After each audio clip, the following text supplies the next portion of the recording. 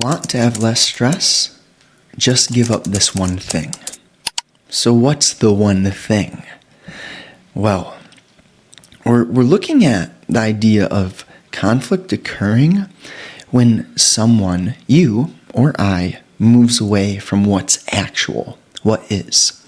And I'll start with a subtle example, which is if someone yawns, right, we may have a initial thought, a reaction, yawn always equals tired.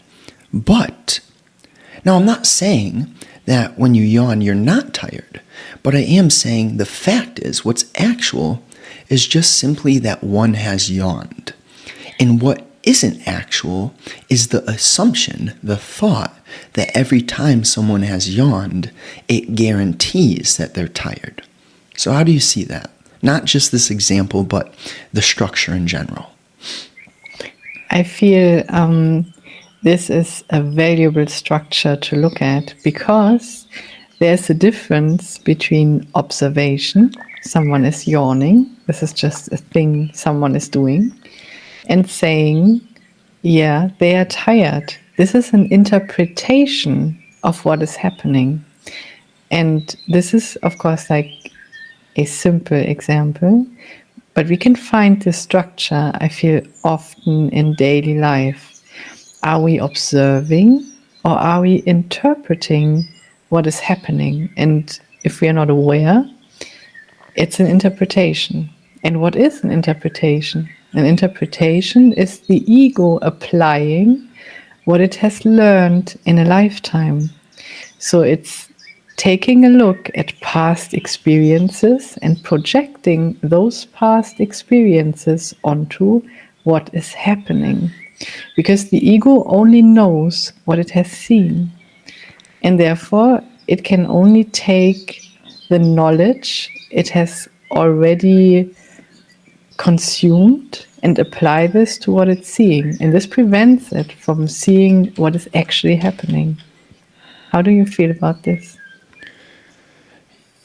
You know, it's a valuable point when we look at the ego and what it's seen and the implication behind something already being familiar, right? What does it mean if something is familiar? Well, odds are it's some form of program, something that we have taken and maybe unknowingly attached to. So as we grow, right, past and future are something that we talk about a lot here because of the implications of sort of the valley that one can fall into when thinking or interpreting in relationship to the past or future. So when we get sort of more clear around that structure of, like, how does the interpretation even start to unfold? And then we see, okay, more often than not, the conflict is going to be born through the interpretation which so frequently unfolds in relationship to the past or future. Because past or future, more often than not, is going to lead us down this content route. Now, how can we live in this world, address content without falling down the spiky hill of content? What can we do to live, to see, to acknowledge and understand content without being stuck in it? What do you think? How do you see that? I feel like coming from this neutral observer perspective at content, so not getting overexcited, not getting caught immediately in your own interpretation, and seeing things as if you have seen them for the first time in your life. You know, like an explorer or like a scientist. without the ego analytical part. Just being open, or maybe like a child. That's it. Like a child, you have never seen this before, and then you're just amazed. Like, look at this tree. It's wow, I've never seen this before. And just the little details without judging, and creating the space also in your mind. Because as adults, we are trained to come up with interpretations, also with labels immediately. We look at the tree. Oh yeah, that's a tree in itself is a label already. It's a being that's growing, and I feel it comes down to space, and at least pretending you've seen this for the first time, and then you see things that you're seeing for the first time. So that phrase, let's build on that phrase, seeing things for the first time, right? Because to a certain ear, that might not exactly make so much sense. Like, what does it mean to see something for the first time? How does that actually feel? How does that unfold? So what we're getting at with that phrase is to see something for the first time is implying that you don't necessarily have the memory or the thinking in which memory stems from in breaking down what it is that you're seeing. And right, you can bring that scientific or that childlike perspective as long as it's curious, it's explorative, it's wondering, rather than, you see, the slippery slope here is humans tend to fall into this I know it place.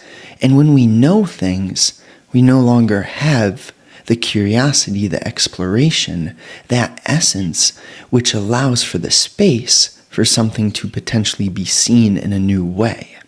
So this psychological space is really hinting at an unoccupied mind.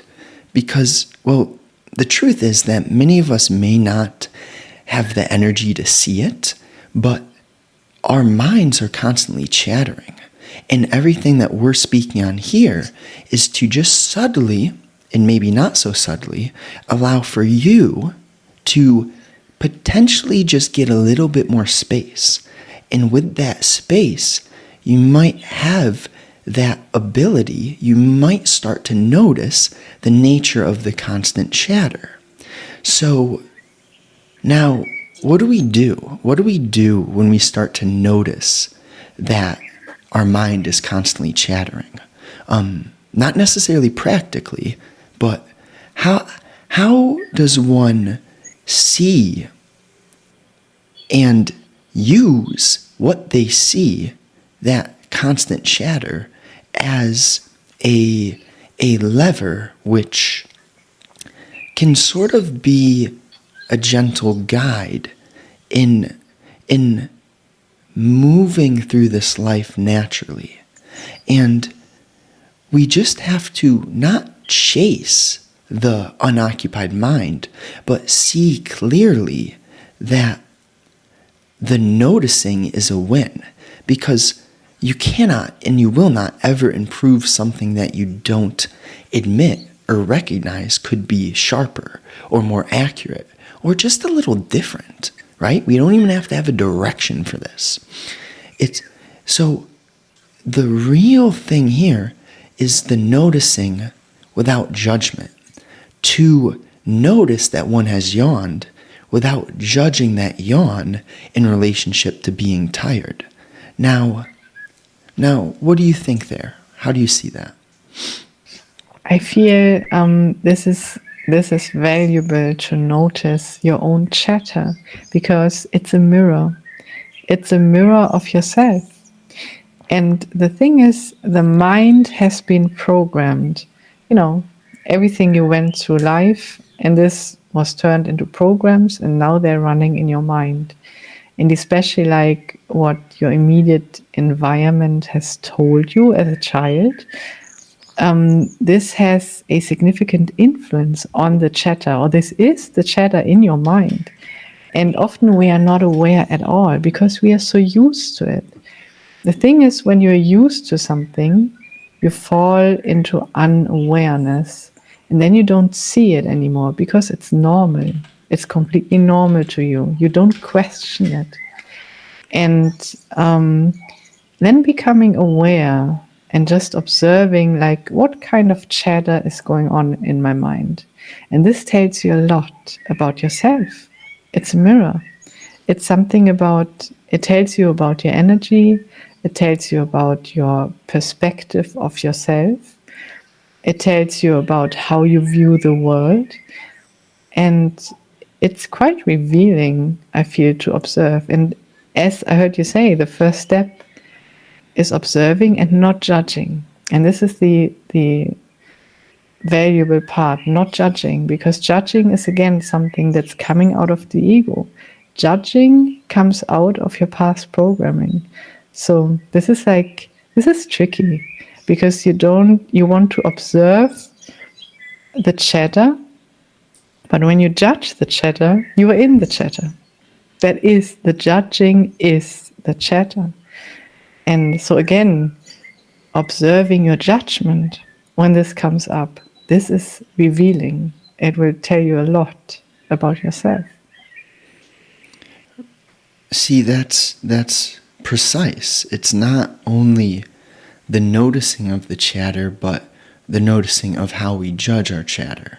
And so, hey, it's still a win to notice that you're judging your own chatter, because you're at least putting one step forward and noticing that you have a constantly chattering mind, right? And I'm not accusing you of this. This is, if you'll have some courage and look at it, this, I can tell you for a fact, this is the nature of humanity. Because, right, and it's not a race, it's not a culture, it's not a specific religion. I'm talking about every human on this planet. Now, many won't admit it. Many will run from this fact, right? Because, well, if you start to notice the chatter, and then you start to notice the judgment of your chatter, as Myra said, it becomes so blatant that this is you, and that your chatter is a reflection of what you are. Your relationship to yourself, your chatter, in your ability to observe that chatter without judgment, is literally a mirror. It is the only compass anyone will ever need. It is the book of humanity. And as you play this game, see, the book of humanity, no one can buy this book. It's a book, an ancient book, which each of us has the capacity to read and learn from. There's no wisdom on this planet, in this world, in any dimension, greater than the book of humanity. And that is exactly what we're talking about here. How do you access that book? How do you tap into something much beyond you? How do you tap into the thing which created everything, right? And I'm not saying that in the sense of you become someone with superpowers. You become someone who is superior than others. That's not it. That's not it at all. That would be the ego losing its awareness in relationship to its awareness. Like, because it's tricky here. As we go down this path, you will become more sensitive and your life will become smoother. You'll have less stress. Everything will become easier and smoother. But with that being said, if you fall into this, any sense of superiority, that's not it. That's not it. So we have to, well, we don't have to do anything, but the truth is that we have a beautiful opportunity in front of us. And this opportunity is just built upon the non-judgmental observing. As you play the game, you'll start to notice open loops, vicious cycles, or pendulums in your life. And as you bring awareness to those structures, which I've just listed, you'll start to see clearly that we're something more than thought and feeling, in that we have an energetic capacity. And as our relationship to that energetic capacity compounds, becomes stronger, more clear, you'll start to notice inevitably, without choice, without force, without effort, you'll start to naturally see patterns arise in relationship to the nature of your specific constant chatter. And as you watch, observe, listen, and feel that constant chatter, you'll have the potential to create something like a natural, effortless discipline. Because when you see so clearly that there isn't a choice anymore, that to live stuck in the mud, the swamp of one's content, is the inevitable domino, which creates an energetic drainage, which then compounds into a raised likelihood of being trapped, and therefore, not seeing fires, not seeing poisonous roots before they grow, right? But the beautiful thing is, you can see these roots if you play the game and you understand your relationship to what you are, energy. And before you get to the energy part, you really just have to start watching yourself. And as you watch yourself, this whole sequence naturally is going to unravel because, well, the pathway to the truth is not necessarily always the same. There's going to be many peaks and many routes to each peak, but the structures behind the route, the structure behind traveling to a peak is always going to be the same. Yeah, I feel, you touched on so many good points.